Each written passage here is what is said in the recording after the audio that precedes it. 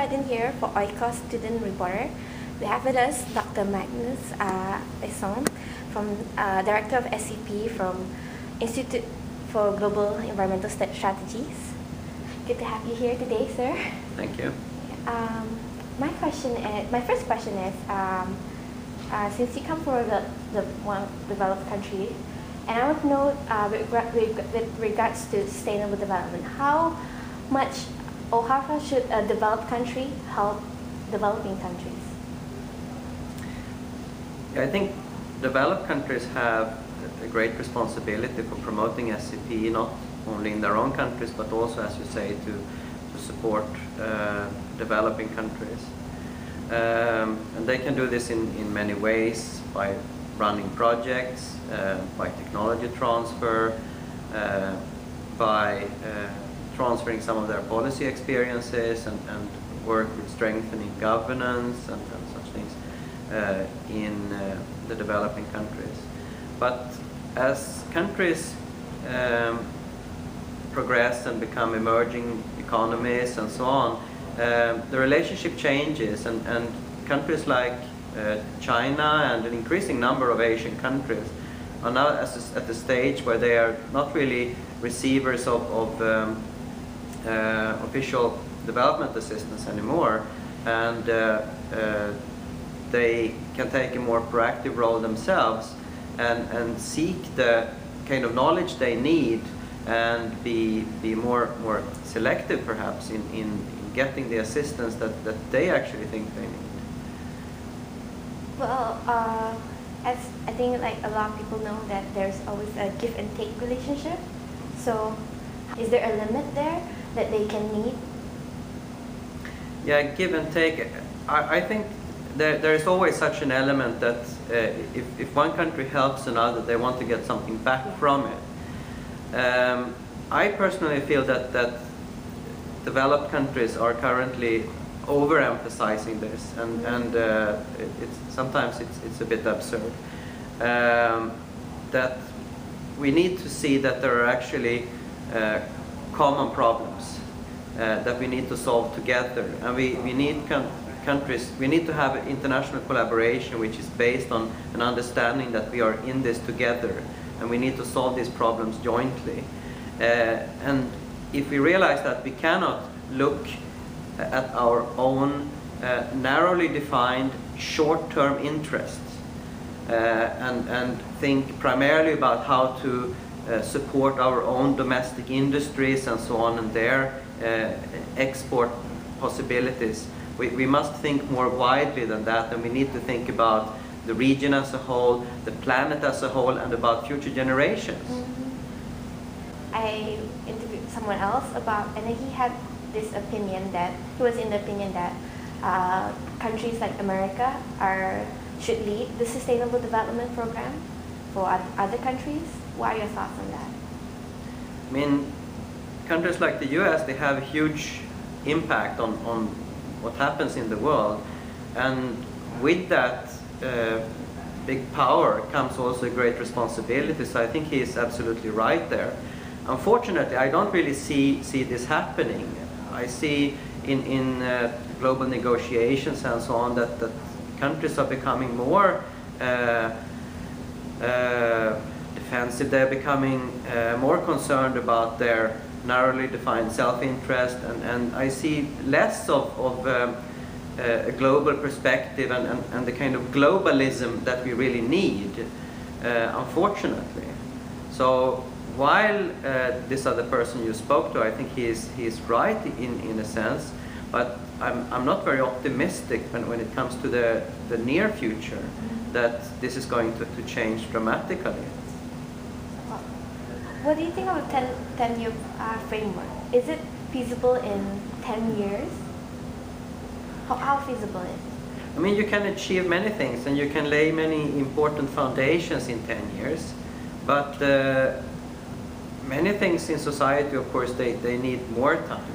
But you need to start somewhere at least, and you cannot have a century of century framework on SCP, although that is maybe what we need to really transform our current civilization.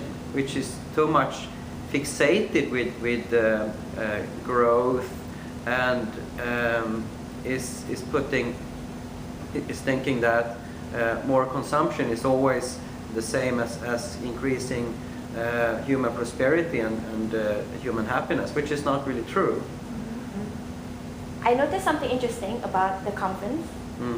It's mainly made up of policymakers, and 10-year framework talks about an integrated approach involving all stakeholders, which includes the youth and the marginalized, the people with the lower income group, the lower income group. So, and then seeing that there are many policymakers, what do you think of 10-year framework program talking about integration?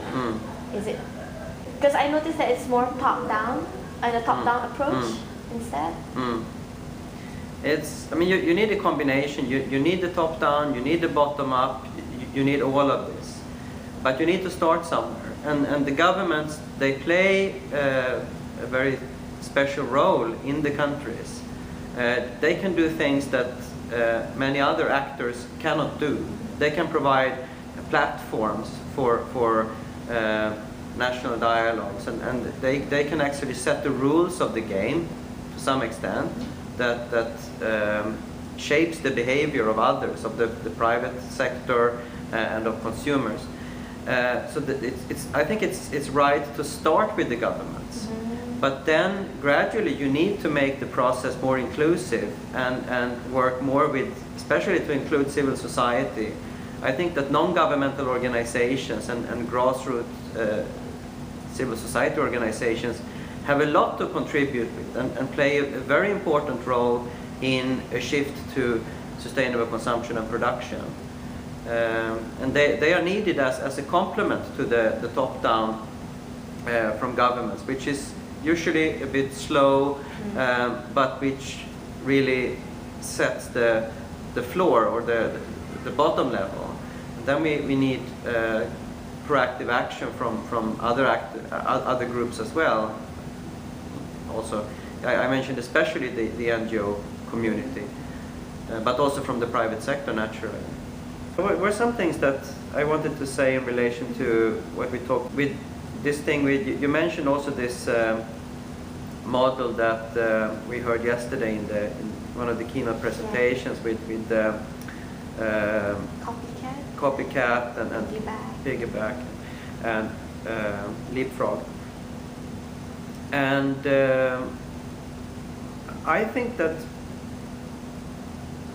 countries, developing countries, need to look more critically at the situation in rich countries, OECD countries. And also, developed countries, we need to recognize that we have made a huge historical mistake by building societies that are so dependent on cheap fossil fuels, that require so much material input just to keep the systems going. This is a historical mistake which we cannot afford to be replicated in the countries that are now coming up and developing. And that is a shared responsibility, I think, of these countries, the developing countries themselves and of the developed countries, to identify, to recognize that the model of the rich countries is a failure. It's a historical mistake that should not be repeated. And that there is an urgent need to find other ways, that we don't get too much of this copycat behavior, where these countries go down the same development path as the currently rich countries did when they industrialized 150 years ago. That is not going to I mean, that is not going to be possible given the resource constraints of the planet. And if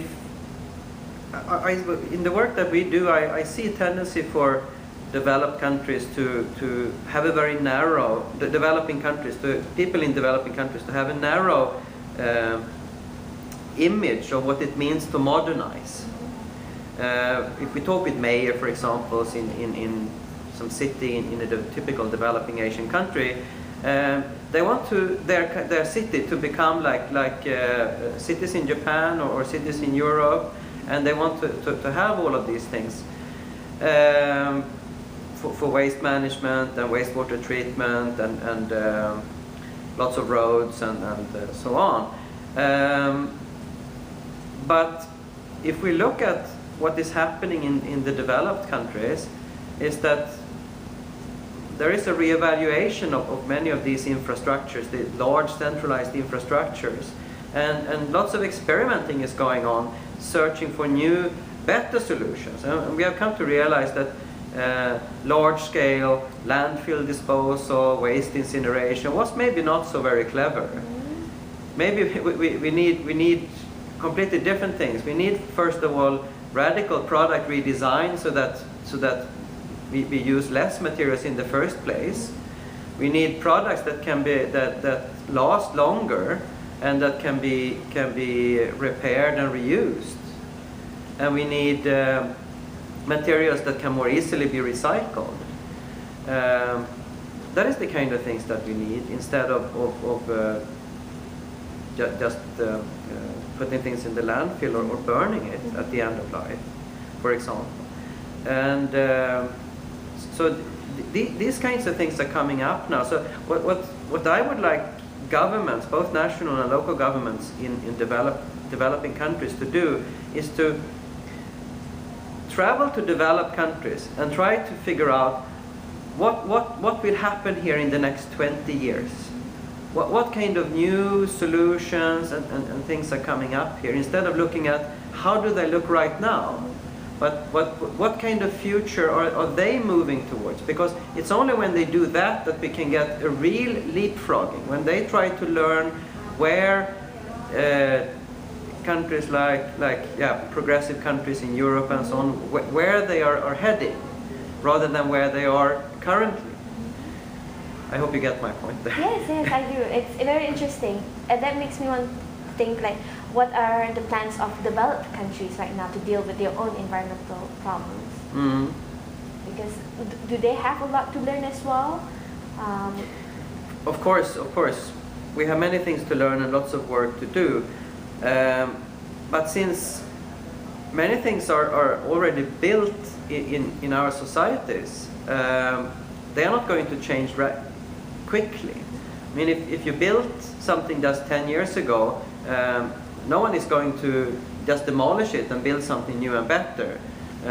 Typically, if it's a residential building, it will stand there for 40, 50 years, probably. Mm-hmm. And the same thing for industrial facilities. If someone builds a nuclear power plant, they want it to operate for 40 years. They don't want to demolish it after 20 years. So you're stuck with systems that you cannot change quickly. This is the so-called lock-in effect. Yes.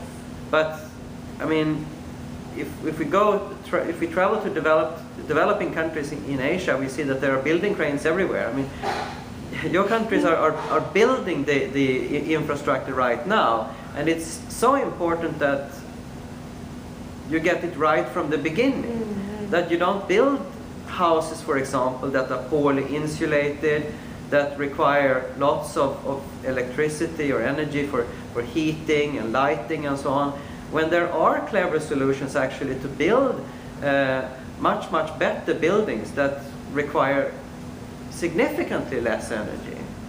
The knowledge is there. It's just that it has not reached out to the actors in these societies, and the incentives are not there. And I could add something also about the relationship between developed and developing countries, because it's related with this. That, of course, developed countries, they want to support their industries, and the industries in developed countries, they have their existing technologies and so that are well established, and where all the research and development has kind of been paid off, and they want to capitalize on their existing knowledge. So we see a huge push of technologies and systems and so on that will soon become outdated, that are maybe they feel modern still today to some extent, maybe they belong a little bit to the past, but they will soon be obsolete, and there needs to be some kind of mechanism to be more selective and to really pick the good technologies and the good systems that I talked about before. What will happen in the next 20 years? What's waiting around the corner? And to try to learn from such ideas and to bring them in and also combining them with existing traditional practices, because that is another aspect.